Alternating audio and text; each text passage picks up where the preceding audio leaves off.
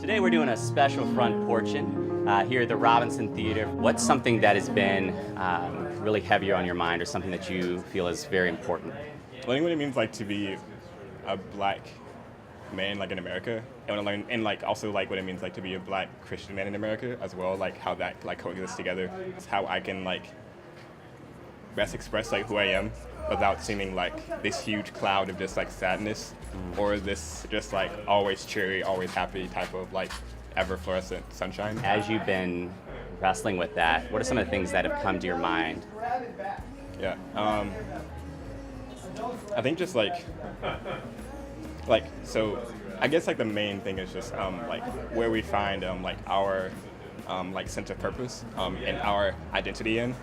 Like if I find my identity like in being like a black Christian man, like we can all see like how America like values like a black man, and like that's not a very, they don't really place us like on on a very like high like value.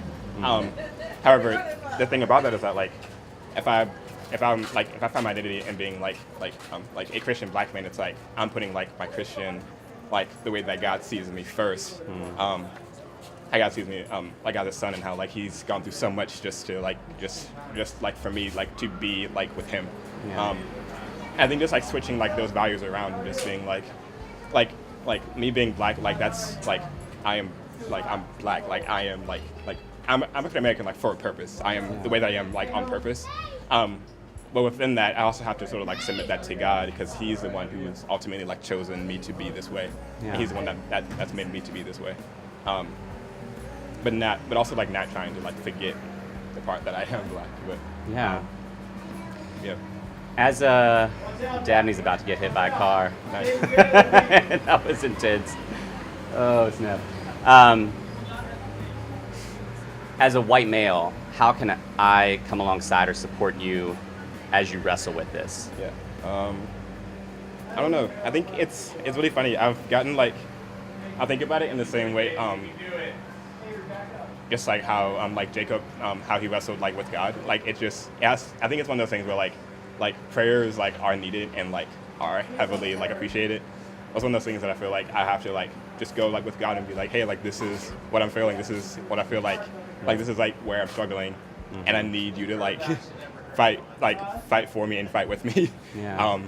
Within this whole like, I don't know, microcosm of life in, I don't know, America. Hi, my name is David Bailey. I lead this ministry called IAmSon. We help organizations with cross-cultural engagement and practices and conflict resolution, also known as reconciliation. I've been here at resident Churchill for 8 years. My wife and I moved in 8 years ago. I've been thinking a lot about, just kind of how like good news, bad news often travels faster than good news, and like how we really gotta tell more stories of what's good going on in the world, you know. I think there's a lot of great things happening in Churchill. I think as I've been in communities like Ferguson and Baltimore and New York, they need to hear about how a community is similar to Ferguson, Baltimore, New York. Not the same, but similar. Like what are some good stories going on? And people just need to hear some stories of hope, you know. Yeah. Well, how are those stories told? Man, I think I think like what we're doing now. I think the web is key. Anytime a brother is getting killed, that goes viral, and I think that story needs to be told. That's a story that's been going on for hundreds of years, you know, and it's taken on various forms. Yeah. You know, from slavery through Jim Crow, through, various other long list of stuff. If you're interested in knowing the various forms, you can read the new Jim Crow. But I also think as those elements of truths are told, I also think we also need to tell stories of like good news of like, how tutoring kids and education and producing music and art that is telling a different narrative, I think is really key. I think a lot of times we want to whitewash bad stories because we're uncomfortable and we want to just tell good stories, or we want to sensationalize bad stories to either get ratings or funding or things of that nature. And I just think we gotta, the story of the Bible is a story of a lot of really ratchet bad stuff, and a story of goodness coming in the midst of a lot of ratchet bad stuff. Ratchet's like an urban term. That's what I make I'm sure with you there. you with me on that one? All right, I'm cool. with you on that. I'm Jarrell. What about me? I'm a very quirky guy. I talk to myself. I think aloud, actually. I don't have people in my head. Yeah, and I love children. And I love Easton. Great. In the last maybe month or so, what's been something that's been on your mind a lot, or something that's important to you? I think for the last maybe like 2 months, I've been refocusing like myself and on God. I feel like I've been getting caught up in like focusing on like material things and like what everyone else has that I don't, and not appreciating what it is that I do have. Yeah. And so yeah, it's been really pretty refreshing because I've been slowly like actually doing that. Earlier today I was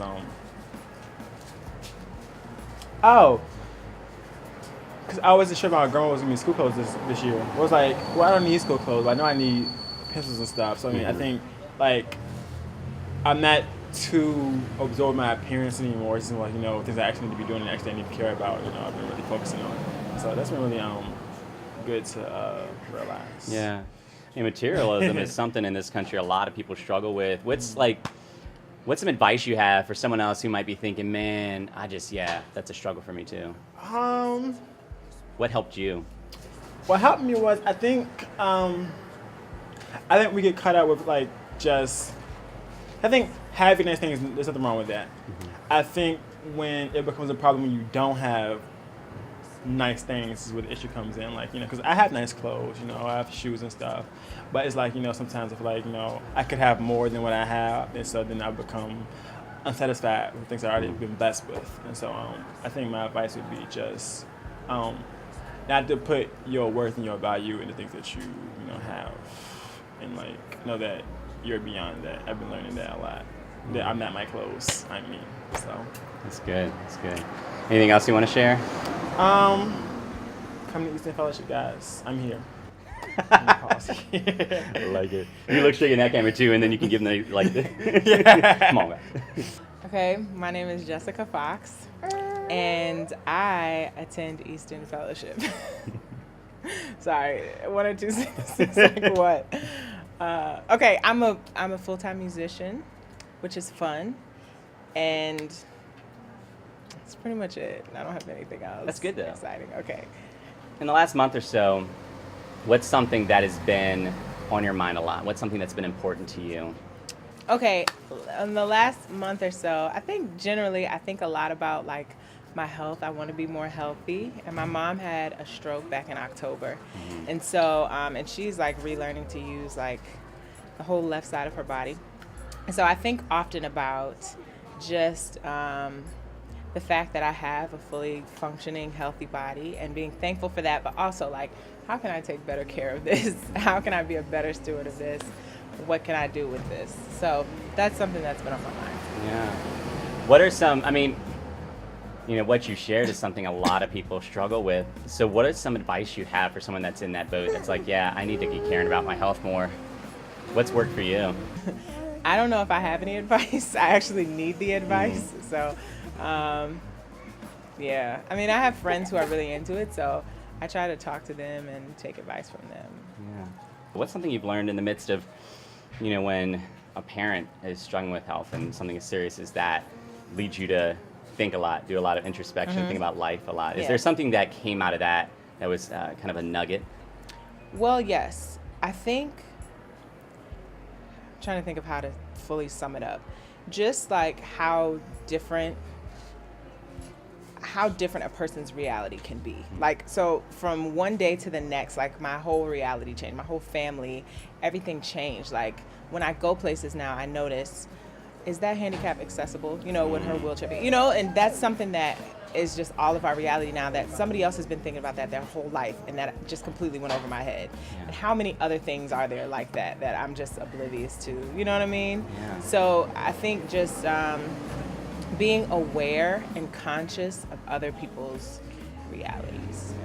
That's good. Does that make sense? Yeah. Tyrone! Don't tell me I'm too late. Tyrone, take a seat, Tyrone. Yes, you're just in time. Take a seat. You're gonna be in my video. Huh? You're gonna be in my video. Take a seat. Oh, I thought I was getting ready to be in the jacket thing. Oh, no. Hi, y'all. My name is Tyrone Fields. Well, about myself, I'm a carefree, loving type of guy. You know, I work different things. You know, cut grass, paint houses, whatever. Kind of like a handyman. You know, and I kind of really love this place here because I keep dropping by every now and then, even though my so-called cousin don't show up. He said he was going to. We'll see. Yeah, that was his mouth say, but his body never did it. Yeah. So. Well, Tyrone, what's something that's important to you? Something that's been on your mind lately? Family. I think that's about a real good thing. You know, if you have a real nice supporting family that got your back when, you know, you're down or out or you need help or this or that, hey, they's always around. And to be able to find myself a full-time job, Mm-hmm. you know, that would be awesome. You know. Yeah. Yeah. What's an example of a time family has been important to you recently?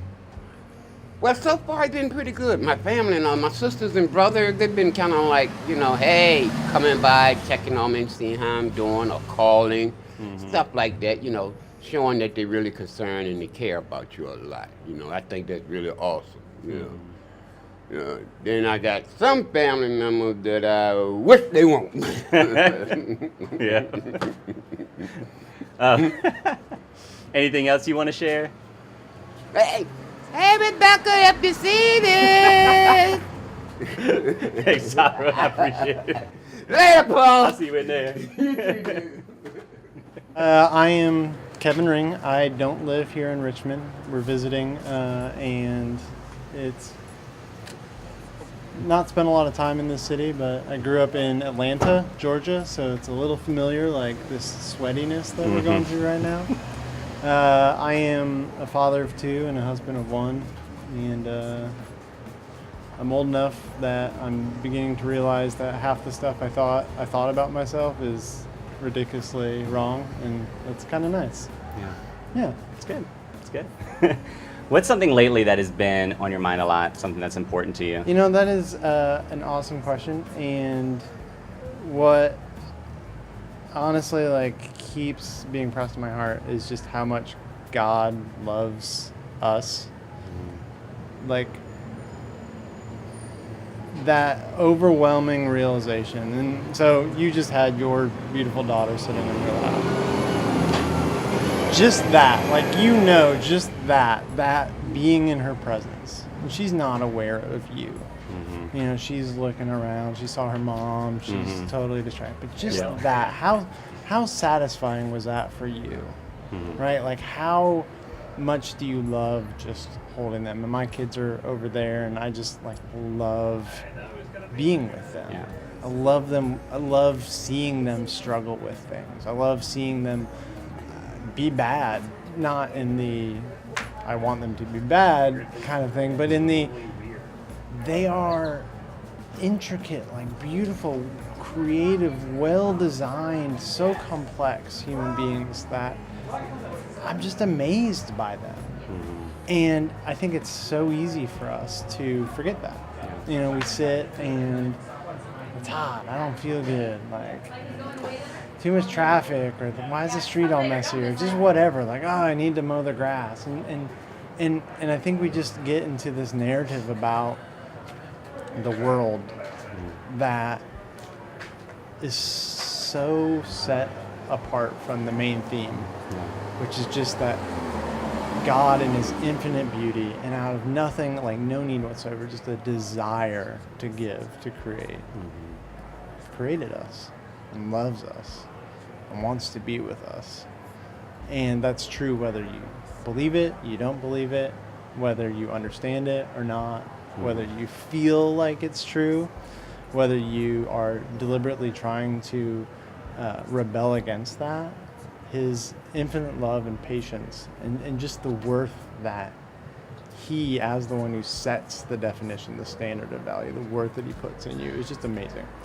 So it's been on my heart a lot. And even just coming in today to Yeah. worship and just loving the idea of like God gave, I struggle with the word like creative because I think it gets overused, but just that co-builder aspect of our identity, made in His image. Like He's the one who created. He spoke all of this into creation, and we just take what He's given us and just explore with it. I think is amazing and just a great gift. Again, going back to being a father, and I know you get this like just to sit down and watch your kids with crayons. Like, how amazing is that? So, this is fun. It's good to be here in Richmond with you guys and reminded of that, and just to see people come together around that. My name is Aisha. I am a single mom of 2 wonderful boys, and I am aspiring to be a registered nurse. What's something maybe in the last month or so that's been on your mind a lot, or something that's been important to you?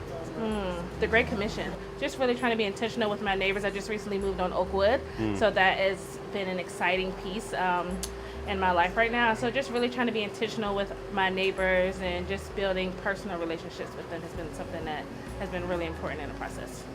That's something that I hear people say, and then I hear people struggle to know what that looks like. So what does that look like for you? How have you been able to be intentional with your neighbors? So I call it loving my way into their lives, like really being intentional, taking that time to go over and really trying to just break down barriers, because a lot of times what I've noticed in this community is people have a lot of trust issues and feel like, that they, if you're coming or trying to be intentional with them, you must have an ulterior motive. So just really trying to be transparent and putting myself out there first, I find makes people more comfortable to talk to me and be open and honest with me if I'm willing to bare my soul, so to speak, first for them.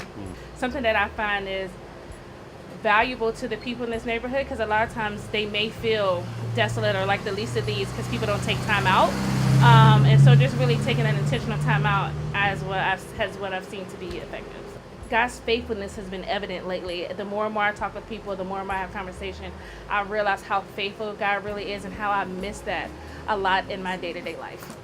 I have family who don't really know Jesus, so they don't understand why I want to live here and be here in this community.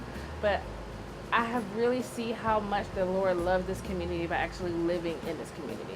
Well, you wouldn't, a person like just passing through wouldn't see it, and may just miss it, just by what it looks like with our natural eyes. He is wanting to do something here in this community, in this place, in this time. And I find it a privilege to actually be a part of that and be able to witness to that and just walk that out with other people. It is such a beautiful thing to see the Lord at work, not just in them. Like I feel like the Lord has done a beautiful thing and started a process of something beautiful in me too through this community here that I don't think would have happened if I hadn't been actually living here in this place at this time. Just being lifted. Take a little moment just to breathe. Open up your ears and allow your heart to. So my name is David Bailey. Call me, make sure my face. You look good, man. You look good.